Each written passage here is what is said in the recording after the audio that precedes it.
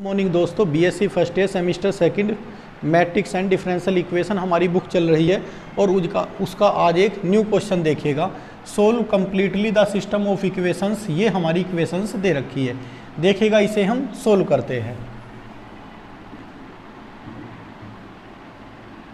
ax equal to 0, this implies a के place पर दोस्तों हम लिख सकते हैं 1 3 minus 2, 1 3 minus 2,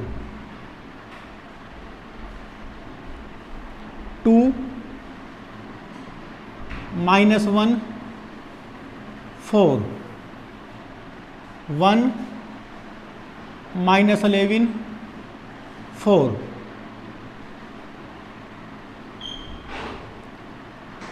x Y Z,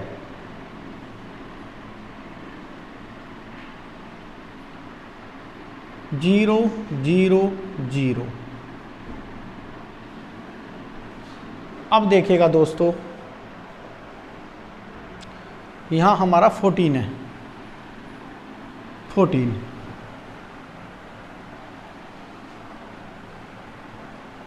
अब देखिएगा दोस्तों, हम यहाँ करते हैं लेट a इक्वल टू, जो हमारा a है उसे लिखते हैं 1 3 माइनस 2, 2 माइनस 1 4, 1 माइनस 11 14। इसे हम एस्लान फॉर्म से इसकी रैंक निकालते हैं।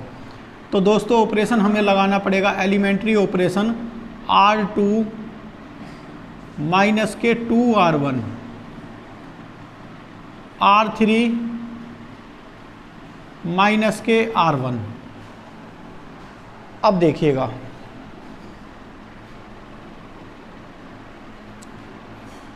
R1 में कोई चेंज नहीं, 1 3 माइनस 2, R2 ये 0 और ये भी 0, माइनस 1 माइनस 6, माइनस के 7, 4 2 इंटू 2 4 4 4 8, माइनस के 11 माइनस के 13, माइनस के 14, माइनस के 11 माइनस के 3, तो माइनस के 14, 14 माइनस 2 ये प्लस हो जाएगा 16। अब देखिएगा दोस्तों, इसकी हेल्प से इसे जीरो करना है। ध्यान रहे हमें यहाँ रो एलिमेंट्री ऑपरेशन ही लगाना है जब हम इक्वेशन को सोल्व करेंगे, जैसा कि मैंने प्रीवियस लेक्चर में भी आपको बताया था। R3 माइनस R2, तो दोस्तों ये हो जाएगा हमारा R1 और R2 no change, 1 3 minus 2, R2 भी एज इट इज 0 माइनस के 7 8, ये 0 0 0। अब देखिएगा दोस्तों, अब यहाँ देखिएगा दोस्तों, मैंने आपको बताया था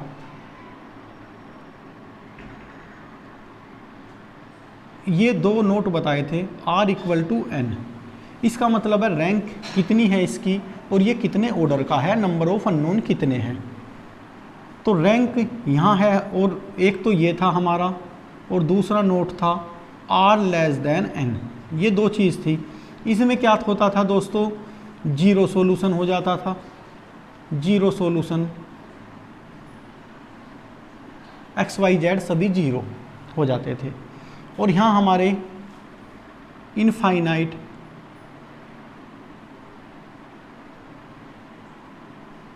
मैनी सॉल्यूशन, ये हमने दो नोट आपको बताए थे कि इनफाइनाइट मैनी सॉल्यूशन का और जीरो सॉल्यूशन और इनफाइनाइट मैनी सॉल्यूशन।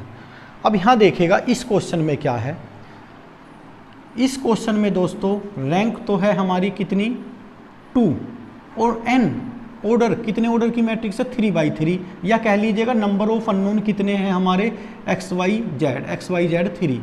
तो ये कंडीशन लगी 2 लेस देन 3, तो यहाँ क्या हो जाएंगे हमारी विल बी इनफाइनाइट सॉल्यूशन, यहाँ हमारे होंगे विल बी इनफाइनाइट सॉल्यूशन। तो इनफाइनाइट सॉल्यूशन के लिए क्या प्रोसीजर होता है, हम इसे सोल्व करते हैं। अब देखिएगा दोस्तों, मैं इसे रफ करता हूँ। तो this implies rank of A equal to 2 less than number of unknown. Number of unknown कितने हैं दोस्तों 3 हमारे XYZ। तो so given equation will be infinite solution. अब उन इनफाइनाइट सॉल्यूशन को देखते हैं दोस्तों। तो यहां हम लिखेंगे नाउ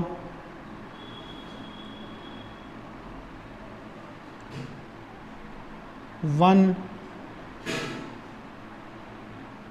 3 - 2 0 माइनस के 7 8 0 0 0। ये वाली जो रैंक जिस मैट्रिक्स जो लास्ट में होता है स्टेप उसे यहाँ रख लेते हैं।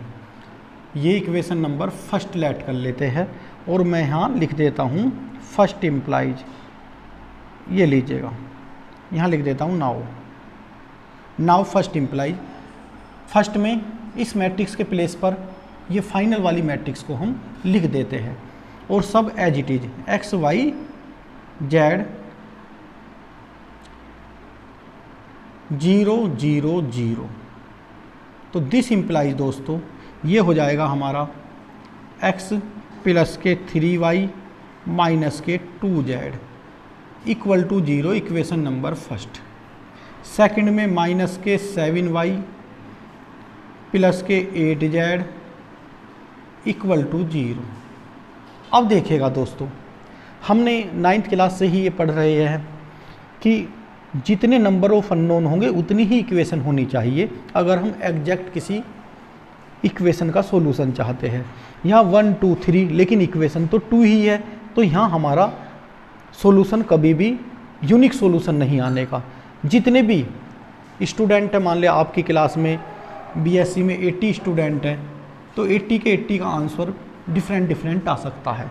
यूनिक सॉल्यूशन के लिए 3 इक्वेशन होनी चाहिए। अगर नंबर ऑफ अननोन 3 है तो 3 ही इक्वेशन होनी चाहिए, लेकिन यहाँ ऐसा नहीं है। अब इस टाइप की इक्वेशन को हम कैसे सोल्व करते हैं देखिएगा, बहुत इजी तरीका है।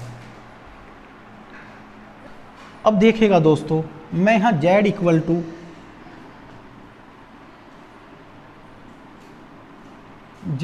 टू C लेट करता हूँ। Now let Z equal to C, और C क्या है हमारा आर्बिट्री कांस्टेंट। आर्बिट्री कांस्टेंट का मतलब है स्वेच्छा से माना गया कोई भी कांस्टेंट। देखिएगा दोस्तों, सेकंड इक्वेशन को जब हम इम्प्लाइज करते हैं तो y की वैल्यू निकल जाएगी माइनस के 7y इक्वल टू माइनस के 8c। माइनस से माइनस कैंसिल हुआ और this implies y equal to आ गया दोस्तों 8c/7। y की वैल्यू भी आ गई। अब देखिएगा, हम रखते हैं दोस्तों y और z की वैल्यू, x की वैल्यू भी यहाँ से हम निकाल लेंगे। देखिएगा, फर्स्ट इक्वेशन इम्प्लाइज कर रहा हूँ x equal to 2z minus के 3y। इसकी जब वैल्यू रखेंगे 2z के प्लेस पर c माइनस के 3 और y के प्लेस पर 8c/7। 7 इंटू 2 14,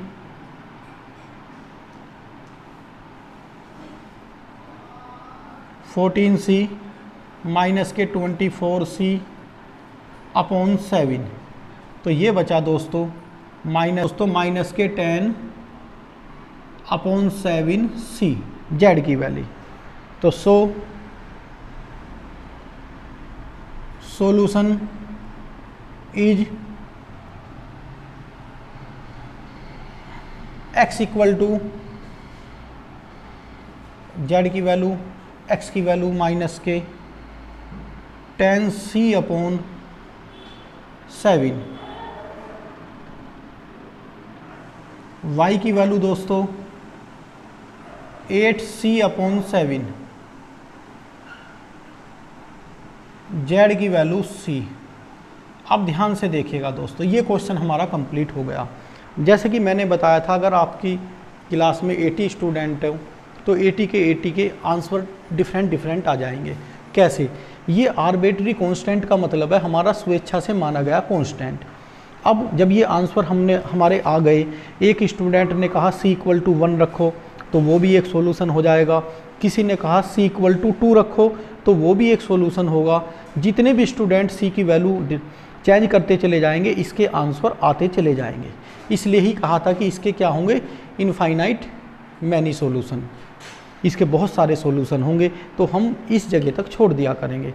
जैसे कि आगे eigen value and eigen vectors का चैप्टर आएगा, उसमें भी हमें यहाँ तक करना होगा। वहाँ c के प्लेस पर हम 1 लिख देते हैं या कोई आंसर फिक्स करने के लिए। तो दोस्तों ये क्वेश्चन हमारा कंप्लीट हुआ। बहुत अच्छा क्वेश्चन था, कई बार ये यूनिवर्सिटी के एग्ज़ाम में पूछा गया है। आप अपनी अच्छे से तैयारी करें, और अगर कोई भी स्टूडेंट हमारे पेड कोर्स को में आना चाहता है तो उसके लिए दोस्तों 300 चार्ज है। उसमें 1 जून से काफ़ी लेक्चर आने शुरू हो जाएंगे। अभी कम लेक्चर है वहाँ, लेकिन 1 जून से रेगुलर बहुत लेक्चर आने शुरू हो जाएंगे, क्योंकि सबकी अब सेमेस्टर फर्स्ट सभी यूनिवर्सिटी का लगभग समाप्त हो गया है, और हमारे सिलेबस में भी बहुत अब तेज़ी आएगी कराने के लिए।